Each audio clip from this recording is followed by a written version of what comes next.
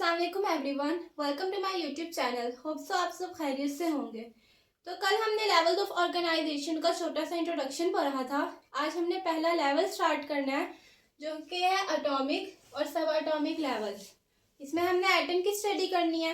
Atom का कल मैंने छोटा सा इंट्रोडक्शन दिया था कि एटम एक स्मॉलेस्ट पार्टिकल होता है जिसको हम जो कि बहुत ही छोटा होता है। जैसे कि मैंने एक एग्जांपल भी दी थी कि एटम इतना छोटा होता है कि अगर हम एक डॉट लगाएं तो वो भी मिलियंस ऑफ एटम के बराबर होता है। यानी एक छोटा सा डॉट वो भी लाखों एटम्स के बराबर होता है। एटम इतना छोटा पार्टिकल है। अब एटम लफ्ज निकला कैसे और इस पार्टिकल को हमने एटम ही का नाम क्यों दिया? तो एटम बेसिकली ग्रीक लैंग्वेज के वर्ड एटोमोस से निकला है, जिसमें ए का मतलब होता है नहीं। जैसे आप बायोलॉजी में भी काफी टर्म्स पढ़ेंगे, जैसे ए बायोटिक या ए सेलुलर, तो ए का मतलब होगा नहीं। ए सेलुलर मतलब जिसमें सेल ना हो। तो यहाँ पे ए का मतलब नहीं है और टोमोस का मतलब कटिंग। इसका मतलब ये वो पार्टिकल था जिसको हम कट ऑफ नहीं कर सकते थे, यानी जिसको हम मजीद डिवाइड नहीं कर सकते थे। तो इसीलिए इस पार्टिकल को हमने नाम दिया एटम। और उस दौर में इसकी डेफिनेशन क्या थी कि एटम एक ऐसा पार्टिकल है जिसको हम डिवाइड नहीं कर सकते। लेकिन जैसे जैसे नॉलेज में इजाफा होता गया, साइंस ने तरक्की की, नए नए माइक्रोस्कोप्स आए, तो जब इलेक्ट्रॉन माइक्रोस्कोप की डिस्कवरी हुई उसके बाद हमें पता लगा कि एटम्स में मजीद पार्टिकल्स होते हैं। और इस तरह फिर एक पार्टिकल जो है डिस्कवर हुआ, दूसरा, तीसरा, ऐसे करते करते एक एटम में अब 100 से ज़्यादा पार्टिकल्स जो है फाइंड आउट हो चुके हैं। तो एक एटम, आप यहाँ से अंदाज़ा लगाएं कि एक एटम जो कि एक डॉट से भी छोटा होता है, उसके अंदर भी 100 से ज़्यादा पार्टिकल्स होते हैं। अब आप सोच रहे होंगे इतने छोटे पार्टिकल के अंदर 100 से भी ज़्यादा पार्टिकल्स कैसे हो सकते हैं? तो ये अल्लाह ताला की कुदरत है, ऐसा ही होता है और इनको हम माइक्रोस्कोप की मदद से देख सकते हैं। तो 100 से ज़्यादा पार्टिकल्स हुए, लेकिन वो 100 से ज़्यादा पार्टिकल ज़रूरी नहीं कि हर एक एटम में हो। जैसे अगर किसी एटम में एक पार्टिकल है वो दूसरे में नहीं होगा, अगर दूसरे में वो है तो वो तीसरे में नहीं होगा। लेकिन इससे ये साबित हमने किया कि एक एटम में 100 से ज़्यादा पार्टिकल हो सकते हैं। ज़रूरी नहीं कि एक एटम में जो पार्टिकल है वो दूसरे के अंदर भी हो।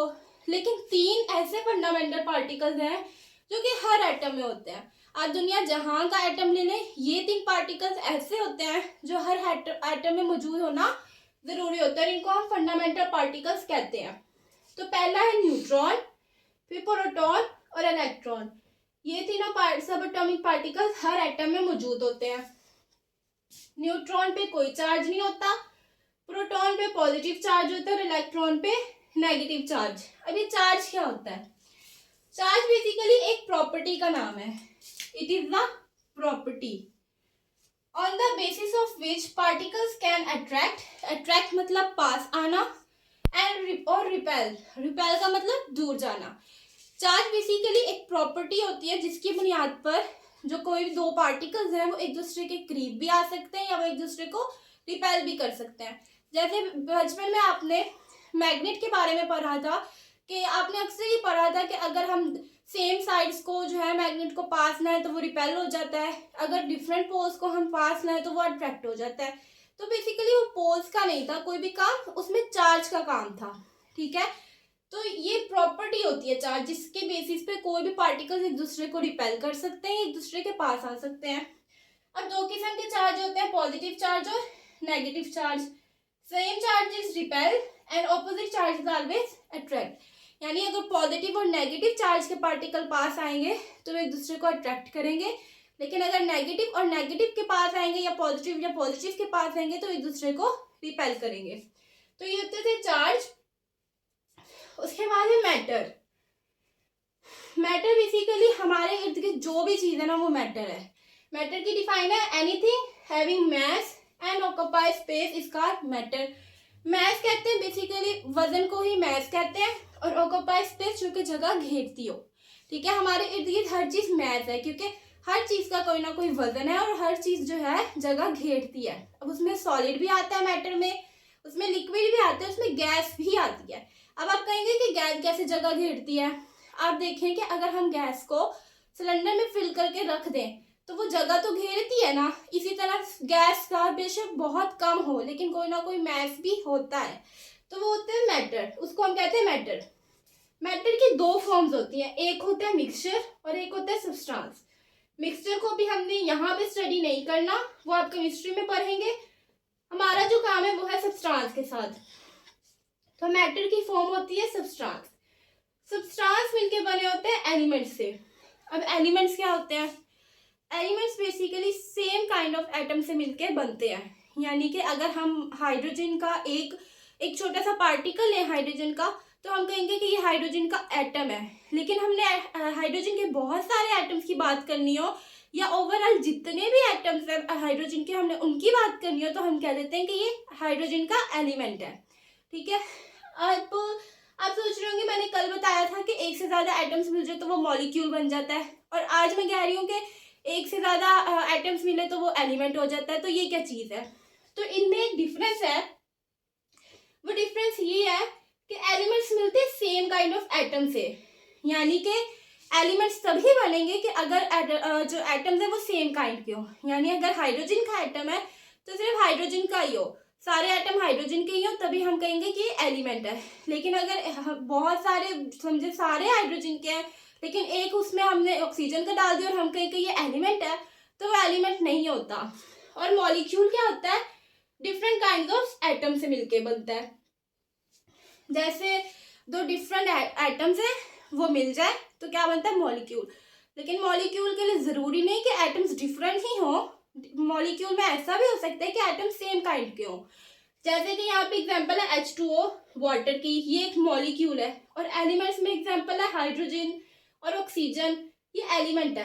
अब जैसे यहाँ पे हाइड्रोजन और ऑक्सीजन है, इनको हम मॉलिक्यूल्स भी कह सकते हैं, क्योंकि molecules same kind of atom से भी बन सकते हैं, डिफरेंट काइंड ऑफ एटम से भी बन सकते हैं। लेकिन एलिमेंट्स होने के लिए जरूरी है कि सेम काइंड ऑफ एटम हो, उसमें डिफरेंट काइंड ऑफ एटम हो गया तो वो मॉलिक्यूल होगा। तो एलिमेंट से मिलके क्या बनता है? सब्सटेंस। और एटम स्मॉलेस्ट पार्टिकल, और सेम काइंड ऑफ एटम से मिलके क्या बनते हैं? एलिमेंट्स। तो ये था एटम का इंट्रोडक्शन। दोबारा बताती हूँ कि एटम स्मॉलेस्ट पार्टिकल होता है जो, और एटम का वर्ड निकला था ग्रीक लैंग्वेज के वर्ड एटोमोस से, जिसका मतलब था ए का मतलब था नहीं और टोमोस का मतलब था कटिंग, यानी जिसको हम डिवाइड नहीं कर सकते थे। ये उस दौर के साइंटिस्ट की सोच थी कि हम एटम को डिवाइड नहीं कर सकते, क्योंकि बेसिकली एटम इतना छोटा पार्टिकल था तो उसको हम कैसे डिवाइड कर सकते थे। लेकिन जैसे जैसे साइंस में तरक्की हुई तो ये कॉन्सेप्ट भी उनका गलत साबित हो गया और 100 से ज्यादा पार्टिकल्स जो है वो डिस्कवर हो गए। तो 3 बेसिक थे जिनमें था न्यूट्रॉन, प्रोटॉन और इलेक्ट्रॉन। न्यूट्रॉन पे कोई चार्ज नहीं होता, प्रोटॉन पे पॉजिटिव चार्ज होता है और इलेक्ट्रॉन पे नेगेटिव। उसके बाद था चार्ज। चार्ज एक प्रॉपर्टी होती है जिसकी बेसिस पे पार्टिकल रिपेल या अट्रैक्ट होते हैं। उसके बाद था matter. Everything having mass and occupy space is called matter. Matter की दो फॉर्म्स थी, मिक्सचर और सब्सटेंस। सब्सटेंस एलिमेंट से मिलके बना था, एलिमेंट्स मिलके बने थे सेम काइंड ऑफ एटम से। उसके बाद है स्ट्रक्चर ऑफ एटम। एटम का स्ट्रक्चर,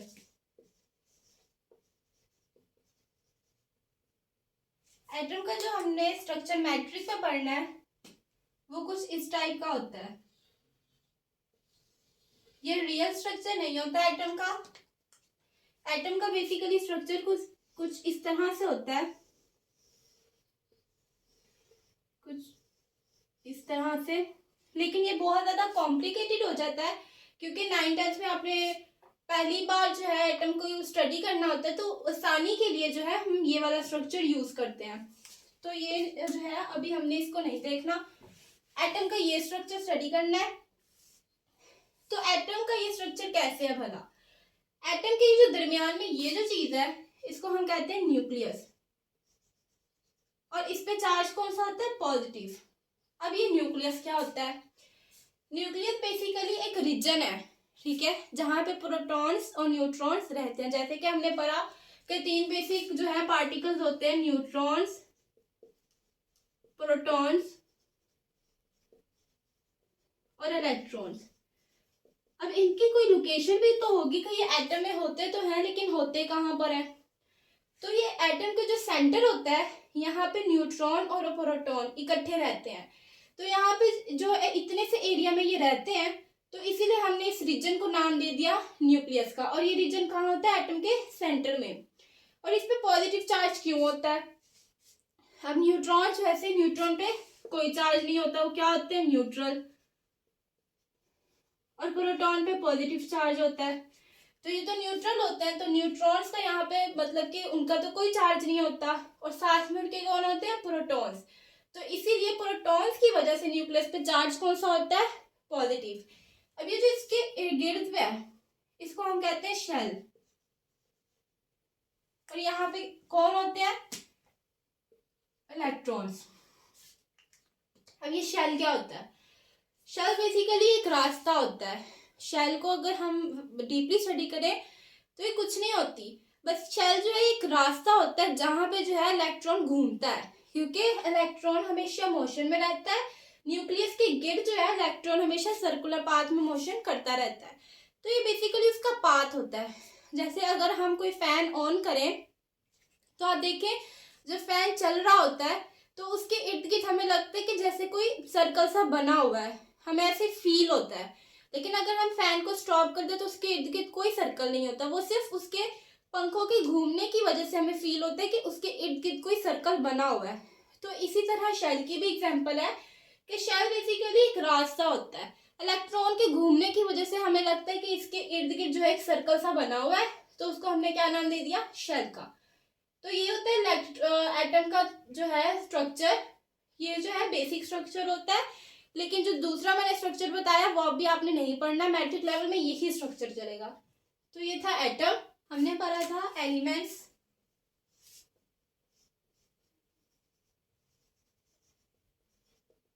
एलिमेंट्स वैसे 118 होते हैं, लेकिन हमने 118 एलिमेंट्स के बारे में नहीं पढ़ना, वो हमने केमिस्ट्री में पढ़ना है। तो 16 बायो एलिमेंट्स होते हैं, 16 बायो एलिमेंट्स। अब बायो एलिमेंट्स क्या होते हैं? बायो का मतलब होता है लाइफ, और एलिमेंट्स मतलब मैंने बताया एलिमेंट्स क्या होते हैं, जो कि सेम काइंड ऑफ एटम से मिलके बने होते हैं। तो बायो एलिमेंट्स उन्हें कहा जाता है जो कि ऑर्गेनिजम्स के अंदर पाए जाते हैं। ऐसे एलिमेंट्स जो कि लिविंग ऑर्गेनिजम्स में पाए जाए, या वो एलिमेंट्स जो कि लिविंग ऑर्गेनिज्म का मैस बनाते हैं, तो उन्हें हम कहते हैं बायो एलिमेंट्स। और बायोलॉजी में हमने लाइफ के बारे में पढ़ना है, तो सिर्फ ये 16 बायो एलिमेंट्स के बारे में हम बायोलॉजी में स्टडी करेंगे। तो 3 टाइप्स के बायो एलिमेंट्स होते हैं। पहले होते हैं मेजर, दूसरे नंबर पे होते हैं माइनर, और तीसरे नंबर पे होते हैं ट्रेस। मेजर उन एलिमेंट्स को कहा जाता है जो कि 99% ऑफ बॉडी मास बनाते हैं, यानी 100 में से 99% मास जो होते हैं, जो एलिमेंट्स बनाते हैं, होते हैं मेजर बायो एलिमेंट्स। उसके बाद minor bio elements 1% of body mass बनाते हैं, और जो ट्रेस होते हैं उनकी जो परसेंटेज होती है वो 0.0 में होती है। तो ये थे बायो एलिमेंट्स। अब इनके नेम्स होते हैं। तो पहला है, अच्छा इनको जो है इनको याद करने की एक ट्रिक है, क्योंकि ये इजीली याद होते नहीं और साथ में इनकी परसेंटेज भी, तो वो एक ट्रिक है। पहले हमने याद करना है मेजर को। तो Obama change his new cap, ये एक सेंटेंस है। अब यहां से हमने हमारे मेजर बायो एलिमेंट्स को निकालना है। कैसे? ओबामा का ओ ले तो हमारे पास क्या बनेगा? ऑक्सीजन। चेंज का हम सी ले तो हमारे पास क्या बनेगा? कार्बन। ठीक है। एच का अगर हम एच ले तो बनेगा हाइड्रोजन। न्यू का एन ले तो नाइट्रोजन। कैप का सी ले तो ये बनता है क्लोरीन, और पी से फॉस्फोरस। तो इस ट्रिक से हम इन मेजर एलिमेंट्स को याद कर सकते हैं। अब साथ में इनकी परसेंटेज याद करनी होती है, तो वो कैसे करें? हम लास्ट से स्टार्ट कर लेते हैं कि डिजिट्स में पहले नंबर पे आता है 1, तो फॉस्फोरस के साथ हमने लिख दिया 1, क्लोरीन के साथ लिख दिया 2, नाइट्रोजन के साथ 3, उसके बाद 10, उसके बाद 18 और एंड में 65। इस तरह से याद कर सकते हैं कि 1, 2, 3, 10, 18 एंड 65। तो आप गौर करें, हमारी बॉडी में सबसे ज्यादा मैथ जो एलिमेंट बनाता है, बायो एलिमेंट, वो कौन सा है? ऑक्सीजन। ठीक है। इसके बाद है माइनर। माइनर के लिए एक ट्रिक है, वो है काशिफ, सेव्ड,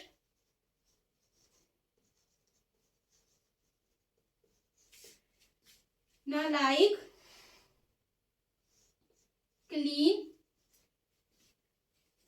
काशिफ, सेफ, नालाइक, क्लीन, मैजिशियन, फेलो।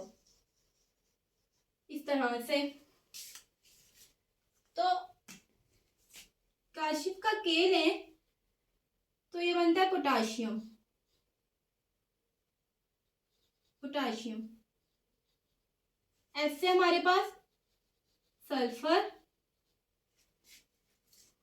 एन से Na मतलब सोडियम,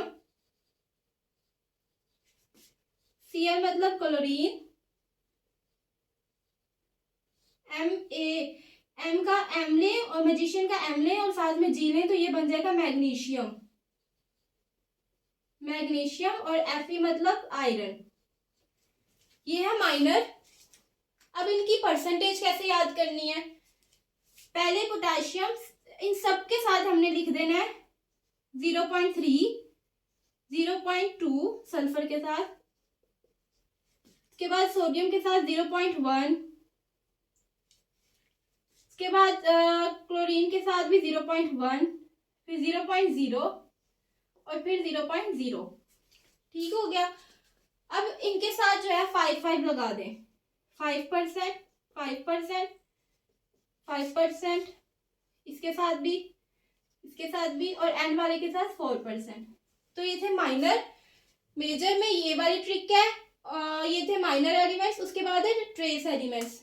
ट्रेस को याद करने के लिए एक सेंटेंस है, कोरोना में आयोडीन जरूरी। इस तरह से ट्रिक बना के आप याद कर लें।